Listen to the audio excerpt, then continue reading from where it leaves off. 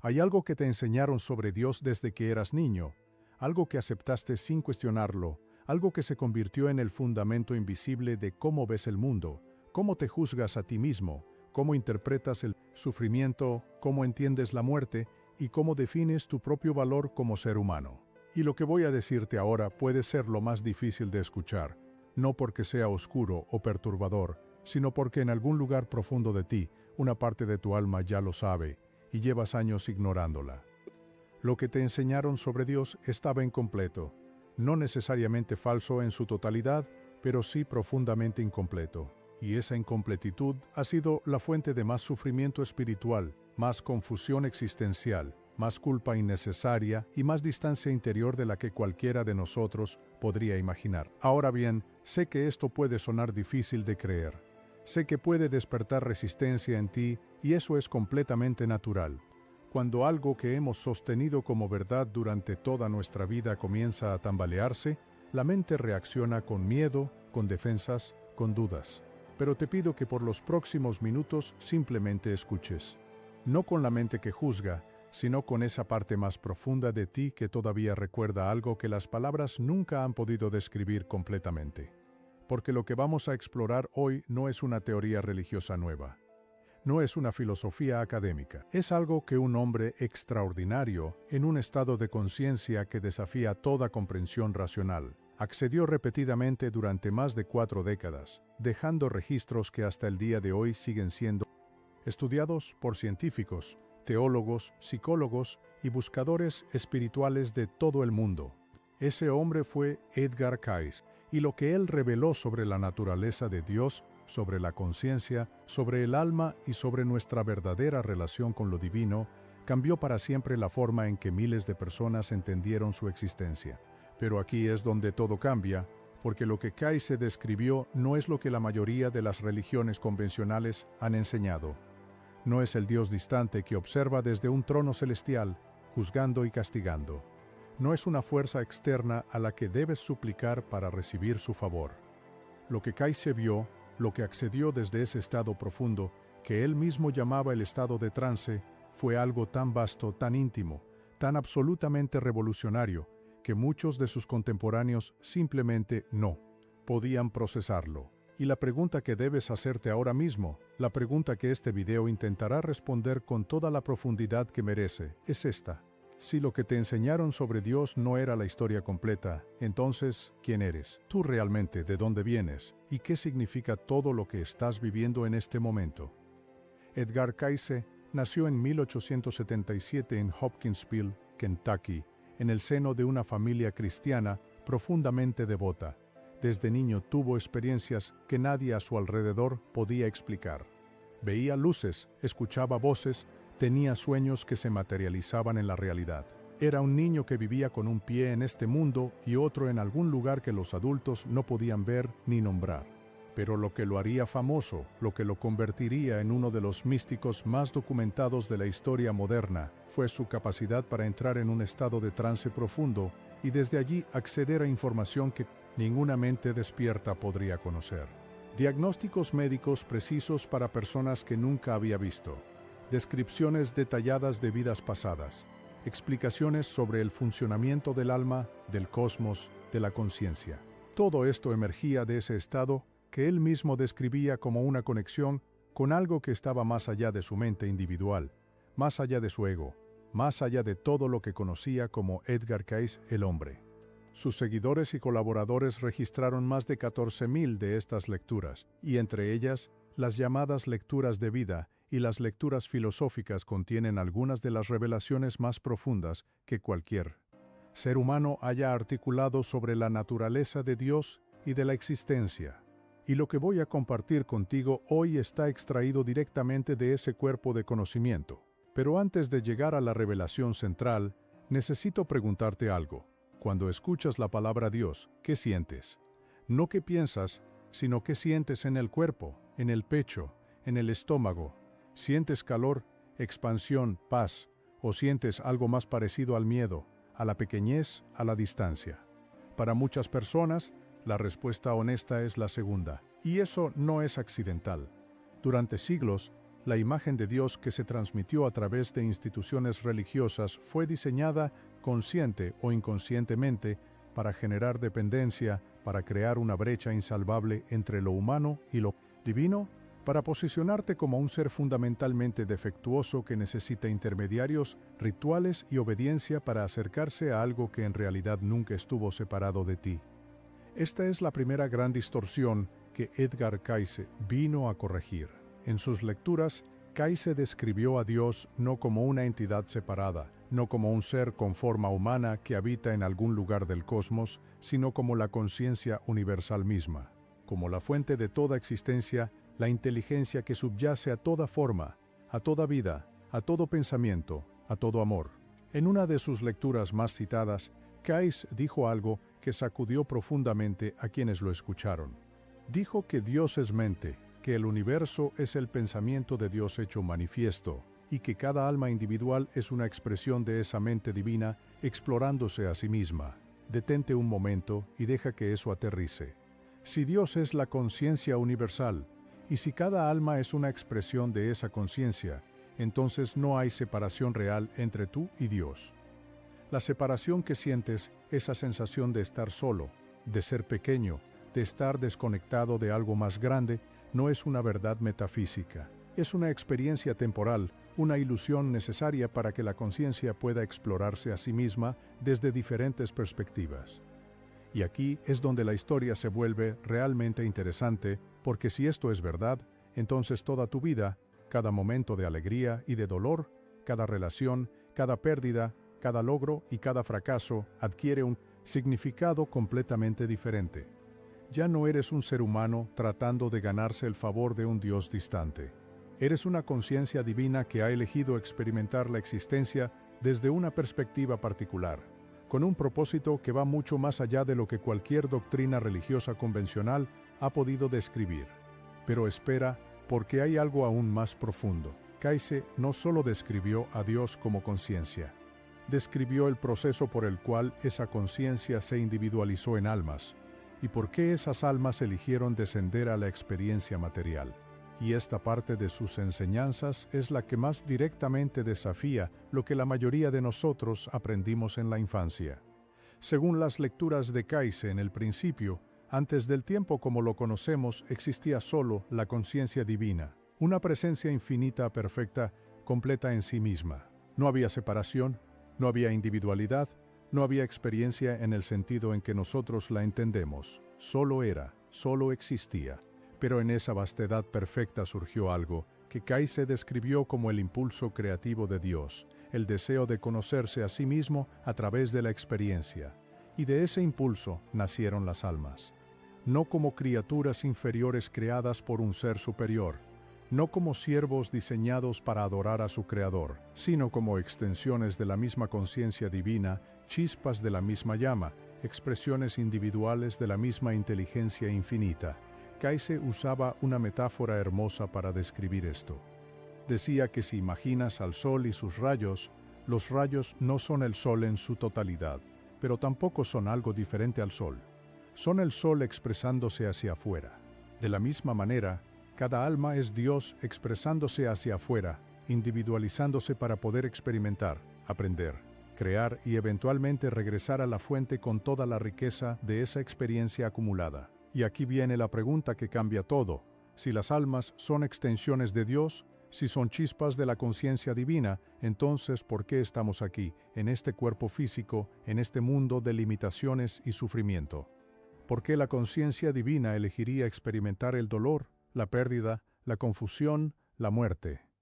Esta pregunta tiene una respuesta en las lecturas de Cayce, y es una respuesta que simultáneamente te liberará y te hará sentir el peso de una responsabilidad que quizás nunca habías considerado. Cayce explicó que las almas no fueron enviadas al mundo material como castigo. No vinieron aquí porque pecaron o fallaron en algún plano espiritual superior. Vinieron aquí porque el mundo material es el aula perfecta para el tipo específico de crecimiento que solo es posible a través de la experiencia encarnada. En los planos espirituales, el alma existe en un estado de mayor claridad, de mayor conexión con la fuente divina. Pero esa claridad, paradójicamente, limita ciertos tipos de aprendizaje.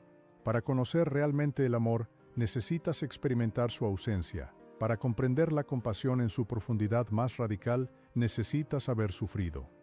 Para desarrollar la voluntad, necesitas enfrentar situaciones donde el camino correcto no es obvio, donde la oscuridad y la luz se mezclan de maneras que requieren discernimiento, valentía y elección consciente. El mundo físico, con toda su densidad, con toda su aparente imperfección, es el entorno ideal para ese tipo de aprendizaje. Y cada vida que el alma vive en este plano es un capítulo en una historia mucho más larga, una historia de evolución espiritual que se desarrolla a través de múltiples encarnaciones, cada una diseñada para trabajar aspectos específicos del carácter del alma, para resolver patrones kármicos, para desarrollar capacidades que solo pueden forjarse en el fuego de la experiencia humana. Pero aquí es donde todo cambia de nuevo, porque Kaizen no describió este proceso como algo que le sucede al alma pasivamente. No describió a las almas como víctimas de un sistema cósmico que no controlan. Al contrario, describió a las almas como co-creadoras activas de su propia experiencia. Antes de cada encarnación, el alma, en colaboración con guías espirituales y con la inteligencia divina misma, elige las circunstancias de su próxima vida. Elige la familia en la que nacerá, los desafíos que enfrentará, las personas con las que se cruzará, las lecciones que necesita aprender. Y esto, si lo dejas penetrar realmente, transforma completamente la manera en que ves tu vida. Esa familia que a veces no entiendes, esos padres que quizás te fallaron, esas relaciones que te rompieron, esas circunstancias que parecieron injustas. Todo eso, según Kaizen, fue elegido por tu propia alma como el contexto perfecto para el crecimiento que necesitabas en esta encarnación. No porque merezcas sufrir, no porque Dios quiera verte en dolor, sino porque tu alma, desde una perspectiva más elevada, sabía exactamente qué tipo de experiencias necesitaba para continuar su evolución. Ahora bien, sé lo que algunos de ustedes están pensando. Esto puede sonar como una justificación del sufrimiento, como una manera de decir que todo está bien y que no debemos luchar contra las injusticias. Pero eso sería malinterpretar profundamente las enseñanzas de Kaizen. Kaizen no decía que el sufrimiento es bueno en sí mismo. Decía que el sufrimiento que no se comprende ni se transforma es sufrimiento desperdiciado. Y decía que la tarea del alma en cada encarnación no es simplemente soportar las circunstancias que eligió, sino aprender de ellas, crecer a través de ellas y eventualmente trascenderlas. La diferencia entre una vida vivida con conciencia espiritual y una vida vivida sin ella no está en las circunstancias externas. Está en si el alma está aprendiendo de lo que experimenta o simplemente reaccionando a ello. Y aquí llegamos a uno de los conceptos más profundos y más malentendidos en las enseñanzas de Kaizen, el karma. La mayoría de las personas que han escuchado hablar del karma lo entienden como un sistema de castigo y recompensa cósmico. Hiciste algo malo, te pasará algo malo. Hiciste algo bueno, serás recompensado. Pero Kaizen describió el karma de una manera completamente diferente, y esa diferencia lo cambia todo. Para Kaizen, el karma no es castigo, es memoria. Es el registro que el alma lleva de sus experiencias no resueltas, de las lecciones que comenzó, pero no completó, de los patrones de pensamiento y comportamiento que quedaron grabados en la conciencia del alma y que continúan atrayendo experiencias similares hasta que son comprendidos y transformados. Imagina que en una vida pasada, por las razones que sean, actuaste desde el miedo y causaste daño a otros. Ese patrón de actuar desde el miedo no desaparece simplemente porque esa vida terminó. Queda grabado en la memoria del alma y en vidas futuras. Ese alma continuará atrayendo situaciones que activen ese mismo patrón, no como castigo, sino como oportunidades para finalmente aprender a actuar desde el amor, en lugar del miedo. El karma, en la visión de Kaizen, es esencialmente el mecanismo por el cual el alma se educa a sí misma a través del tiempo. Y la gracia, el concepto que Kaizen igualaba al amor incondicional de Dios, es la posibilidad de trascender el karma no a través del sufrimiento, sino a través de la comprensión y el amor consciente. Esto es algo que la mayoría de las personas nunca se dan cuenta de esto. No tienes que sufrir para aprender. Puedes aprender a través de la comprensión, a través de la compasión, a través de la elección consciente de actuar desde el amor, incluso cuando todo en ti quiere actuar desde el miedo. Y cuando el alma aprende esa lección, el patrón kármico se disuelve. No porque alguien lo borre desde afuera, sino porque la causa raíz de ese patrón, que era la incomprensión, ha sido reemplazada por la sabiduría. Pero hay algo aún más profundo en las enseñanzas de Kaise sobre el karma y la gracia. Y es esto: Kaise decía que el amor genuino y desinteresado, tiene el poder de disolver karma acumulado de maneras que ningún ritual, ninguna penitencia y ningún sufrimiento puede lograr. Porque el amor no es simplemente una emoción agradable. En la visión de Kaise, el amor es la naturaleza fundamental de Dios, es la sustancia misma de la realidad. Y cuando un alma actúa desde ese amor, está actuando en perfecta armonía con la fuente de toda existencia, y esa armonía tiene un poder transformador que trasciende toda lógica kármica convencional. Ahora quiero preguntarte algo directamente. ¿Hay algún área de tu vida donde sientes que estás repitiendo el mismo patrón una y otra vez? Una relación que siempre termina de la misma manera. Un conflicto que resurge en diferentes formas. Una sensación de estancamiento que no puedes explicar racionalmente. Según Kaise, esos patrones repetitivos no son accidentes ni mala suerte. Son el alma señalando una lección que todavía está esperando ser aprendida. Y la pregunta no es cómo escapar de ese patrón, sino qué necesitas comprender sobre ti mismo para que ese patrón ya no tenga razón de existir. Pero volvamos a la pregunta central de este video, porque todavía no hemos llegado a la revelación más profunda. Hemos hablado de lo que Dios es según Kaise, la conciencia universal. Hemos hablado de cómo las almas son extensiones de esa conciencia. Hemos hablado del karma y la gracia. Pero hay algo que Kaise reveló sobre la naturaleza de Dios que va más allá de todo esto. Algo que cuando lo escuchas por primera vez puede parecer casi demasiado simple, demasiado hermoso para ser real. Y es esto: Dios no te observa desde afuera. Dios te experimenta desde adentro. En las lecturas de Kaise, una y otra vez emerge esta verdad. La conciencia divina no está separada de tu experiencia. Cuando amas, Dios ama a través de ti. Cuando sufres, Dios experimenta ese sufrimiento desde tu perspectiva única. Cuando creces, Dios crece a través de ti. Eres literalmente el instrumento a través del cual la conciencia divina se experimenta a sí misma en este plano de existencia. Y esto significa algo que la mayoría de las tradiciones religiosas convencionales nunca se atrevieron a decir con claridad. Tu vida importa no solo para ti, importa para Dios.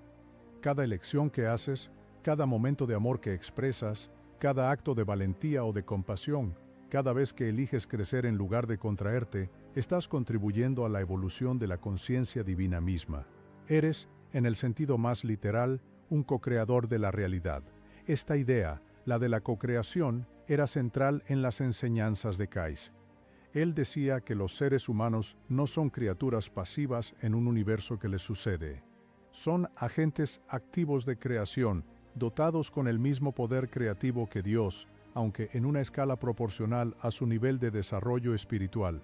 Y el libre albedrío, ese concepto que tantas discusiones teológicas ha generado, no era para Kaise una concesión generosa de un Dios todopoderoso. Era la característica esencial del alma, la cualidad que hace posible el crecimiento real, porque sin libre albedrío no hay crecimiento genuino, solo hay ejecución automática de programas. El alma crece precisamente porque puede elegir, y porque esas elecciones tienen consecuencias reales, tanto para el alma misma como para la conciencia colectiva de la que forma parte. Ahora bien, si todo esto es verdad, si somos co-creadores con libre albedrío, si somos extensiones de la conciencia divina, entonces, ¿por qué la mayoría de nosotros no sentimos eso en nuestra vida cotidiana? ¿Por qué la mayoría de nosotros nos sentimos pequeños, limitados, confundidos, desconectados de cualquier sentido de propósito divino? La respuesta de Kaise a esta pregunta es una de las más reveladoras de todo su cuerpo de enseñanzas y tiene que ver con lo que él llamaba la ilusión de la separación.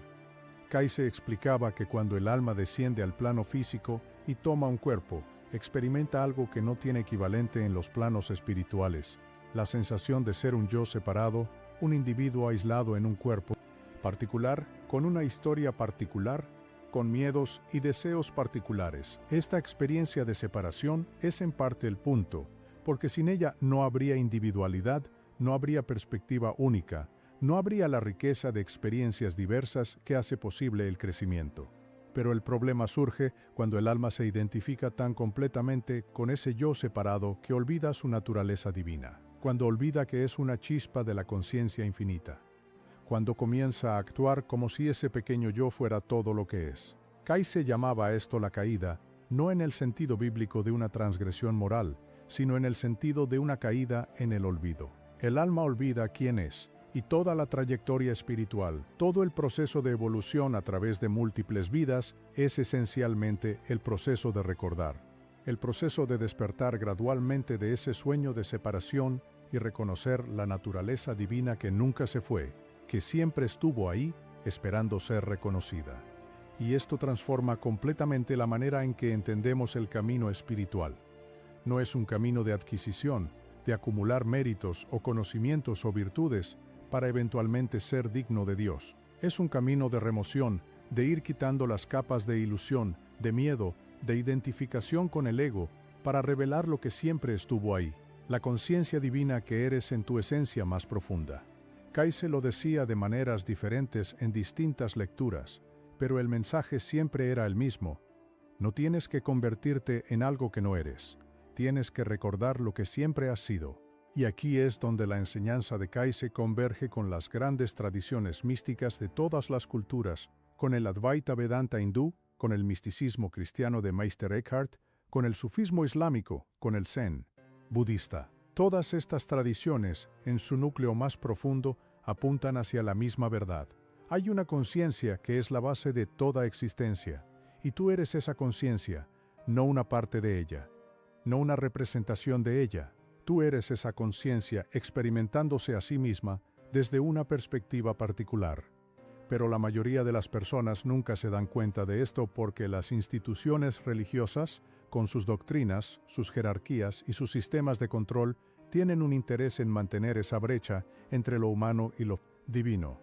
Porque si las personas supieran que Dios no está en un templo, sino en su propio corazón, si supieran que no necesitan intermediarios para conectarse con lo sagrado, si supieran que ya son lo que buscan, entonces toda la arquitectura del poder religioso convencional se derrumbaría.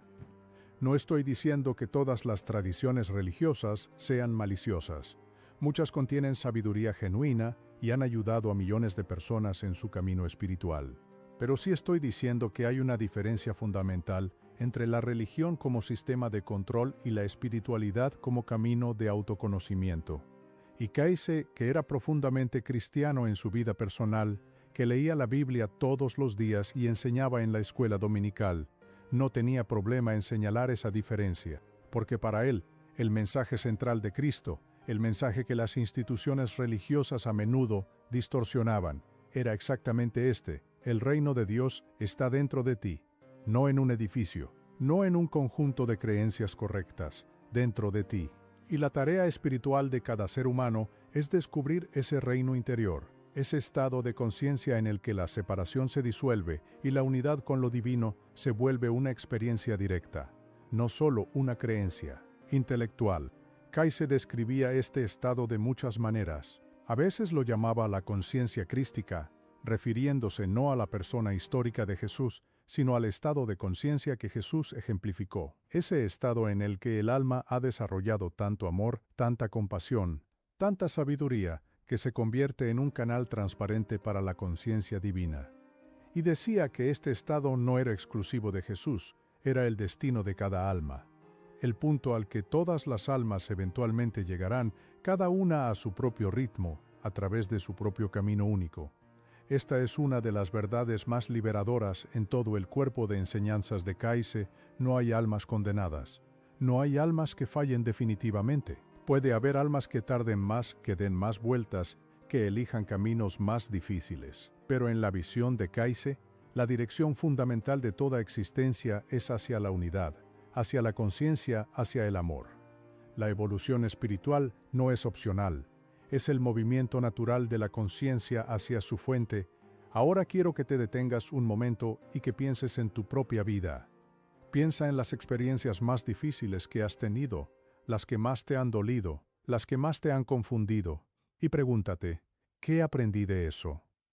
No qué debería haber aprendido según alguna doctrina externa, sino qué aprendiste realmente tú, en tu propio proceso interior. Porque según Kayse, esas experiencias difíciles no fueron errores del universo.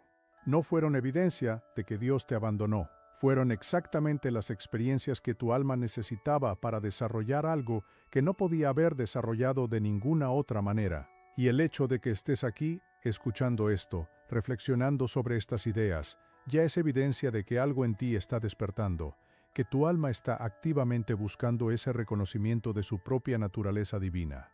Pero hay algo que Kayse reveló sobre el proceso de despertar que es importante entender, porque muchas personas tienen una imagen equivocada de lo que significa despertar espiritualmente. Muchos imaginan que el despertar espiritual es un evento único, un momento de iluminación súbita después del cual todo cambia permanentemente. Y si bien Kayse reconocía que existen momentos de insight profundo, momentos en que el velo entre el yo separado y la conciencia divina se adelgaza significativamente, describía el proceso de evolución espiritual. Fundamentalmente como un proceso gradual, incremental, que se desarrolla a través del tiempo y de múltiples experiencias. Decía que el alma es como una semilla que contiene dentro de sí todo lo que eventualmente será, pero que necesita las condiciones adecuadas, el suelo correcto, el agua, la luz, el tiempo, para desarrollarse plenamente. Y las condiciones que el alma necesita para crecer no son siempre las más cómodas. A veces el crecimiento más profundo ocurre precisamente en los momentos de mayor dificultad, cuando las ilusiones que hemos construido sobre nosotros mismos y sobre el mundo se derrumban y nos vemos forzados a encontrar algo más sólido en qué apoyarnos. Kayse también hablaba mucho sobre la importancia de los sueños en el proceso de desarrollo espiritual. Decía que durante el sueño, cuando la mente consciente se aquieta, el alma tiene acceso a capas de conciencia que normalmente están bloqueadas por el ruido del pensamiento cotidiano, y que los sueños, especialmente los sueños vívidos y recurrentes, a menudo contienen mensajes del propio alma sobre lo que necesita atención, sobre patrones que necesitan ser reconocidos, sobre verdades que la mente despierta todavía no está lista para ver.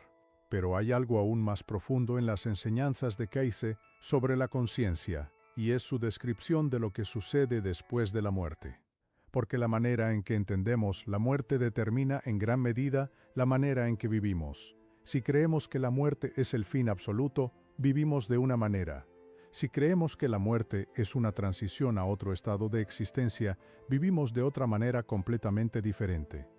Y lo que Kayse describió sobre la muerte, y lo que sigue después de ella, es una de las partes más hermosas y más consoladoras de todo su legado. Según las lecturas de Kayse, la muerte física no es el fin del alma.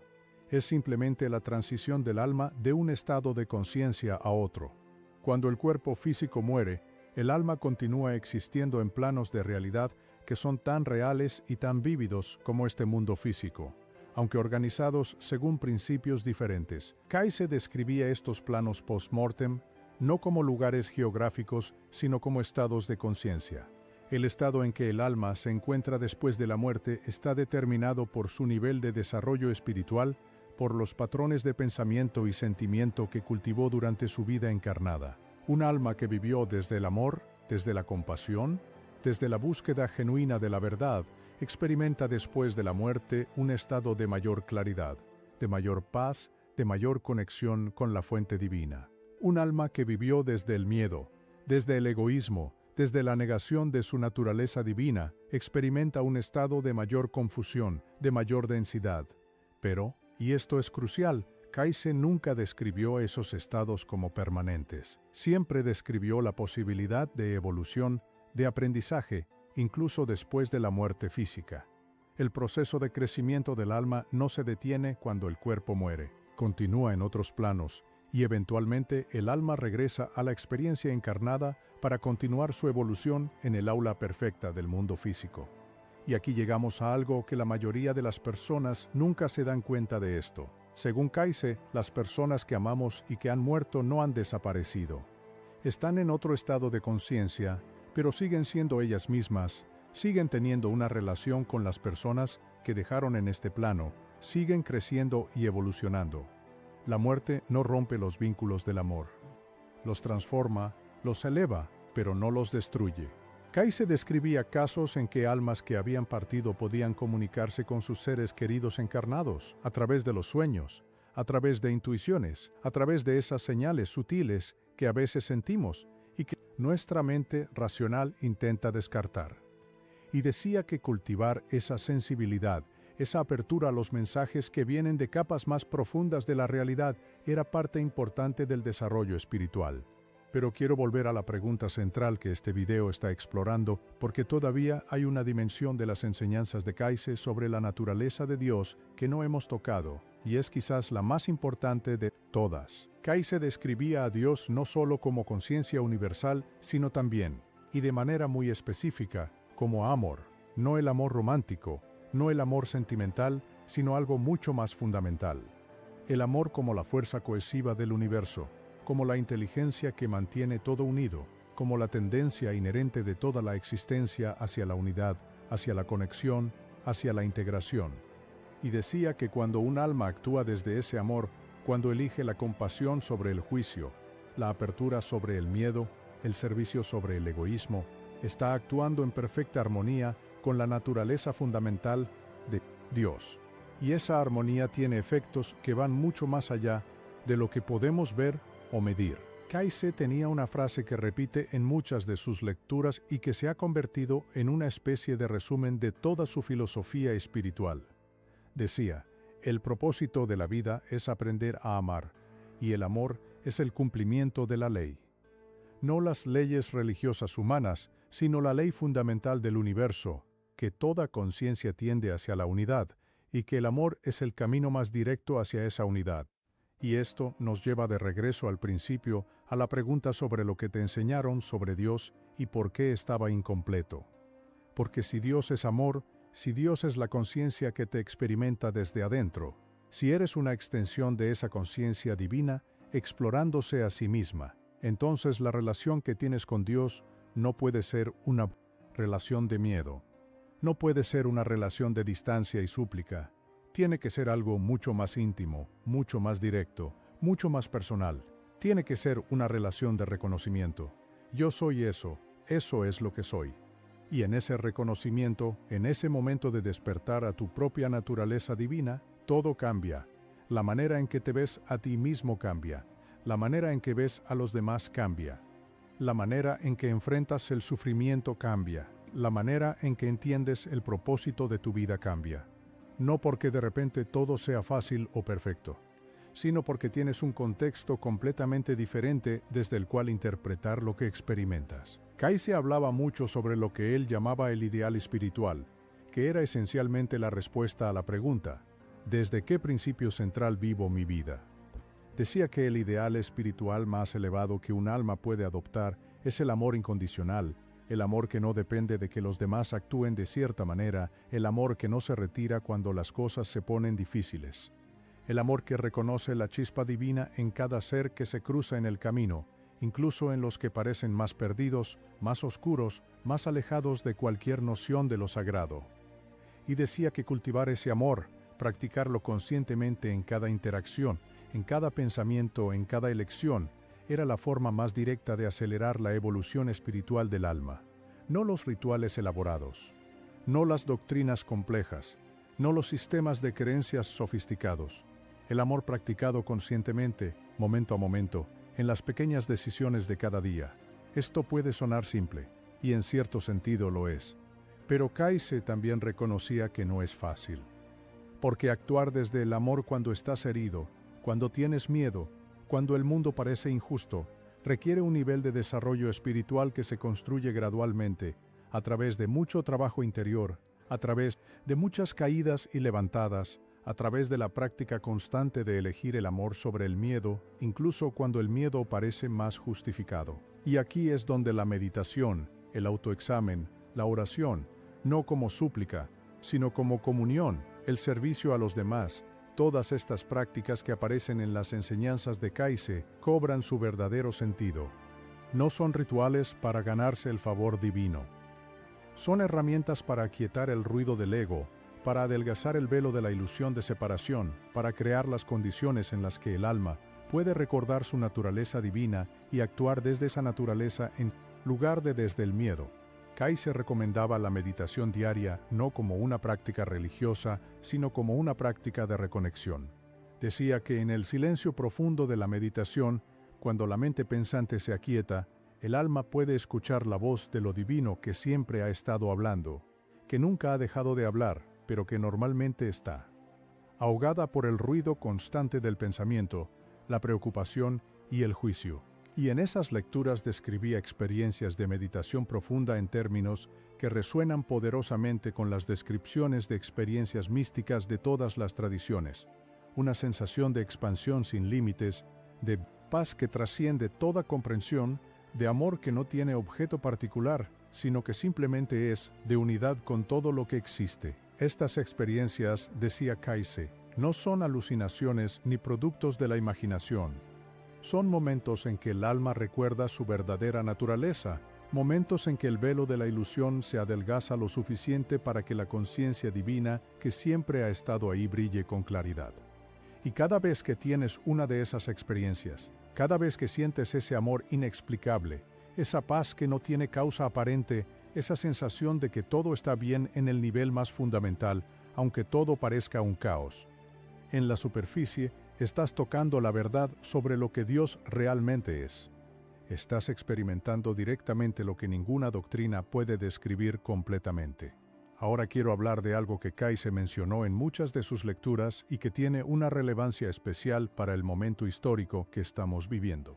Kaiser hablaba sobre lo que él llamaba el despertar de la conciencia colectiva, un proceso que describía como una aceleración gradual en la evolución espiritual de la humanidad, un período en que más y más almas comenzarían a despertar a su naturaleza divina, en que la ilusión de separación comenzaría a disolverse no solo en individuos, sino en grupos, en comunidades, en la conciencia colectiva de la especie. Y decía que este proceso, aunque no estaría exento de turbulencias, era inevitable, que la dirección de la evolución de la conciencia humana era irreversiblemente hacia mayor amor, mayor unidad, mayor reconocimiento de la naturaleza divina compartida por todos los seres. Esto no significa que el camino sea fácil. Las lecturas de Kaiser también describían periodos de gran agitación, de crisis colectivas que servirían como catalizadores para ese despertar, momentos en que los viejos sistemas basados en el miedo, en la separación, en el poder sobre los demás, se derrumbarían para dar paso a nuevas formas de organización basadas en el reconocimiento de la unidad fundamental de toda la humanidad. Y si miras el mundo que te rodea hoy, si observas las crisis, las transformaciones, los cuestionamientos profundos de sistemas que parecían inamovibles, quizás puedas ver en todo eso no solo caos, sino el proceso de una transformación más profunda, el proceso de una conciencia colectiva que está dolorosamente, gradualmente, pero inevitablemente, recordando lo que siempre supo. Tú eres parte de ese proceso. El hecho de que estés aquí, buscando, cuestionando, reflexionando sobre estas preguntas profundas, no es accidental. Tu alma eligió estar aquí en este momento particular de la historia y esa elección tiene un propósito que va más allá de tu vida individual. Cada persona que despierta a su naturaleza divina, cada persona que elige el amor sobre el miedo en su vida cotidiana, contribuye a ese proceso colectivo de maneras que quizás nunca sabrá completamente pero que son absolutamente reales. Kaiser decía que nunca subestimes el poder de una sola alma que ha encontrado su camino hacia la luz. Decía que una sola alma que vive desde el amor incondicional tiene el poder de elevar la conciencia de todos los que la rodean, de crear ondas en el campo de la conciencia colectiva que se expanden mucho más allá de lo que cualquier acción externa podría lograr. Y esto nos lleva a una de las revelaciones más hermosas y más responsabilizadoras de todo el legado de Kaiser. Tu trabajo espiritual no es solo para ti, es para todos. Cuando trabajas en ti mismo, cuando eliges crecer en lugar de contraerte, cuando practicas el amor en lugar del miedo, cuando te permites despertar a tu naturaleza divina, no solo te estás beneficiando a ti mismo. Estás contribuyendo a la evolución de la conciencia colectiva de la humanidad. Eres, en el sentido más literal, parte de la solución al sufrimiento del mundo. Y eso le da a tu vida un propósito y una dignidad que ninguna circunstancia externa puede quitarte. Pero hay algo aún más profundo que quiero compartir contigo antes de llegar al final de este viaje, y es la visión de Kayse sobre lo que él llamaba el propósito último de toda existencia. Kayse describía el proceso cósmico completo desde la individuación de las almas a partir de la conciencia divina, pasando por las múltiples encarnaciones y las experiencias en otros planos, hasta el eventual regreso de todas las almas a la unidad con la fuente, como un gran ciclo de amor. Dios, la conciencia universal, se individualizó en almas por amor, por el deseo de conocerse a sí mismo a través de la experiencia. Y esas almas, a través de su viaje de evolución, están gradualmente regresando a la conciencia de su unidad con Dios, no como una pérdida de individualidad, sino como una integración de toda la riqueza de la experiencia, acumulada en la vastedad de la conciencia divina. Imagina eso, todo lo que has vivido, todo lo que has aprendido y todo lo que todavía estás aprendiendo. Todo eso tiene un valor que va más allá de esta vida, más allá de este ciclo de encarnaciones, más allá de lo que cualquier mente humana puede comprender completamente. Eres parte de un proceso cósmico de autodescubrimiento divino, y cada momento de tu existencia, incluso los más dolorosos, incluso los más confusos, tiene un lugar en ese proceso. Kayse decía que si pudiéramos ver nuestra vida desde la perspectiva del alma, si pudiéramos ver el arco completo de nuestra evolución espiritual a través del tiempo, lo que parecen ser tragedias y fracasos se revelarían como momentos de profunda transformación, como puntos de inflexión en los que el alma eligió crecer, como contribuciones únicas e irreemplazables al tapiz de la conciencia colectiva. Y decía que el amor de Dios por cada alma es tan completo, tan incondicional, tan absolutamente sin reservas, que no hay ningún camino que el alma pueda tomar que la lleve permanentemente fuera del alcance de ese amor. No hay oscuridad tan profunda que ese amor no pueda penetrar. No hay confusión tan grande que ese amor no pueda iluminar. No hay caída tan profunda de la que ese amor no pueda levantar. Porque ese amor no es una emoción que Dios siente hacia ti. Es la naturaleza misma de lo que eres en tu esencia más profunda. Es lo que eres cuando todas las capas de ilusión, de miedo, de identificación con el ego, han sido removidas. Eres amor. No tienes amor, no mereces amor, no debes ganarte el amor. Eres amor.